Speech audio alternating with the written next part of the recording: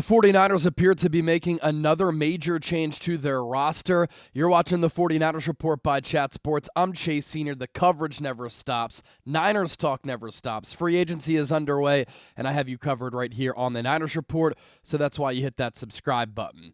Adam Schefter tweeting this out just moments ago on this Monday, March 10th, after the Niners have seen several key players leave their organization to get paid and have other big roles in free agency, that the 49ers informed 9-time Pro Bowl fullback Kyle Juszcyk that he is being released. He is set to hit free agency, and he wants to continue playing.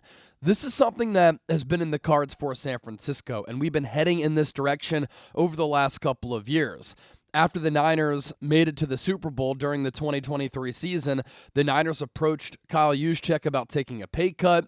He felt as though he was disrespected by that, considering he's an elite fullback in this league and still arguably the number one fullback in the NFL, and he thought long and hard about taking that pay cut. He ended up accepting it. He returned to the Niners in 2024, but then after the season, you started to think about the cap crunch that this Niners team was in and how they want to get younger and they want to shed some salary. John Lynch said as much when he was at the NFL Combine a couple of weeks ago. I was right in front of him, and he said it multiple times. We need to get younger. We've been one of the highest spending teams in the National Football League over the last few years, and at some point, we need to reset.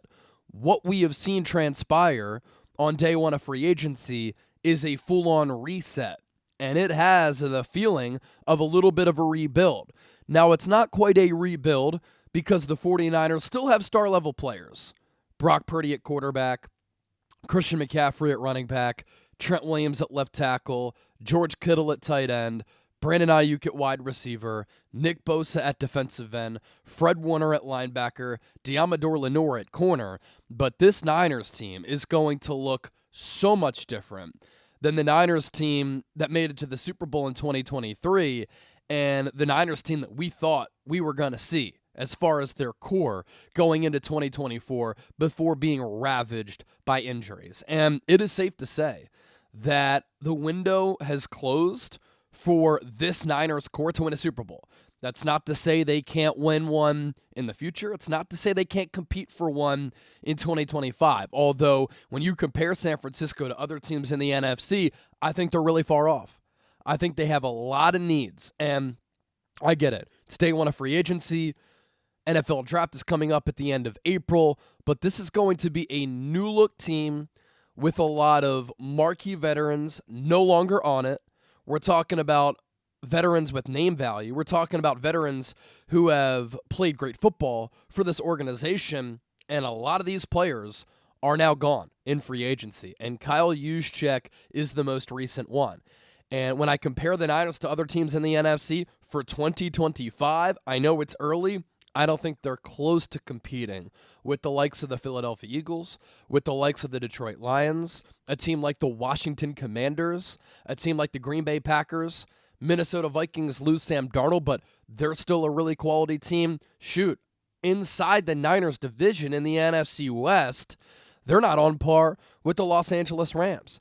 This can be a good thing for this team moving forward, but these are pretty sizable changes for San Francisco. You think about what John Lynch said at the NFL Combine when asked about Juszczyk, who was the longest tenured Niner. He said, quote, "We'll see. We're thinking about a lot of things right now. We're trying to make everything work." The Niners asked Juszczyk to take that pay cut last year, but the signing of tight end Luke Farrell signals maybe a little bit of a shift organizationally with personnel, but also with scheme usage. And maybe the Niners are going to go from a lot of 21 personnel using a fullback to a lot of 12 personnel, 2 tight end sets. And I'm a fan of that. I think at some point, the Niners have to adapt. They have to evolve. Kyle Shanahan has to change things up. And adapting to more 12 personnel allows the Niners to do that. They can become a physical team, 2 tight end sets, Luke Farrell, a really good blocking tight end. You still have George Kittle, you still have Christian McCaffrey, and then the pass game can work off of that.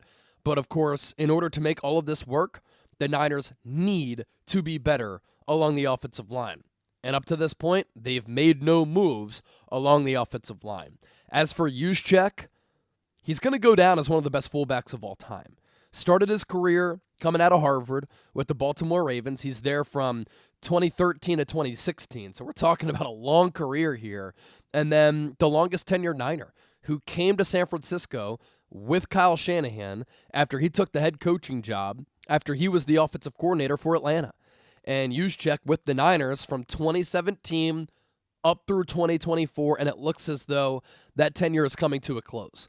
First team All-Pro in 2023, second team All-Pro in 2024, a 9-time Pro Bowl selection consecutively from 2016 through 2024. I know the Pro Bowl isn't what it used to be, but if you're a Pro Bowler from 2016 through 2024, that's very impressive. And I know it's at a position in fullback where not every team has a fullback across the NFL, but that run is a run of dominance and really good play by Juszczyk.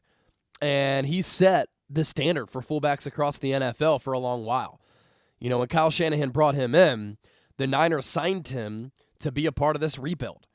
And he was a part of the rebuild where the Niners were awful, and then he helped the Niners go to 2 Super Bowls and a couple of NFC Championship games. And in 2017, the Niners signed Juszczyk to a 4-year, $21 million contract that included $7 million guaranteed, signing bonus of $5 million, and at the time, it was the largest contract for a fullback in NFL history.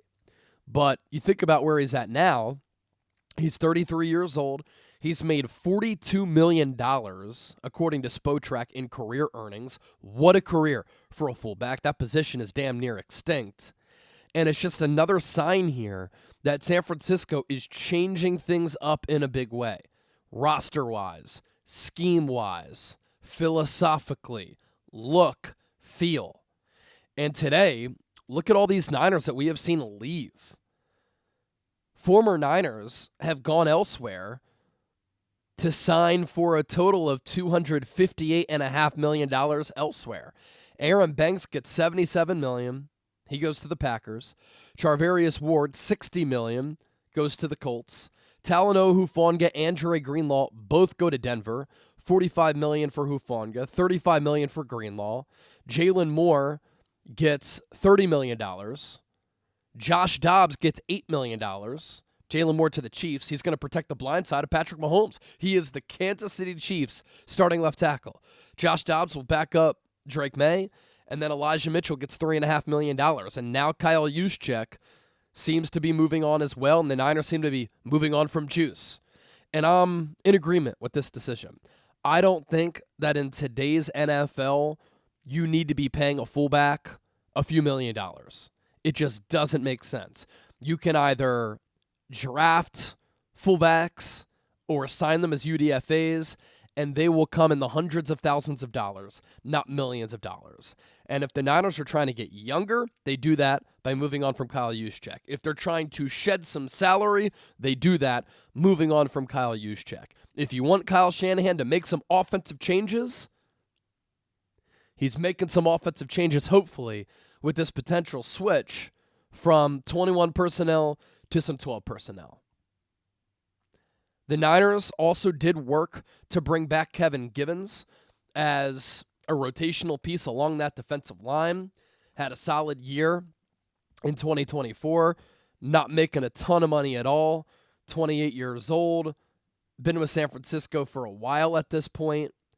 He's been with the Niners since 2019, and in 2024, trying to look at his number, smaller defensive tackle at 6'1", 285. He did have a career-high 3.5 sacks in only 8 games. So he was on his way to having a solid season, cut short due to injury. But he's going to be a part of this interior defensive line for San Francisco, and they should bulk up that position in the draft and in free agency. So the news continues to come in on the Niners front. They're releasing Kyle Juszczyk. A little bit of an end of an era for San Francisco here. I'll be live tomorrow on the 49ers Report. Don't miss our coverage. If anything else happens tonight, I'll be back on the microphone in front of this camera. This is why you subscribe. When Niners news pops off, I got you covered.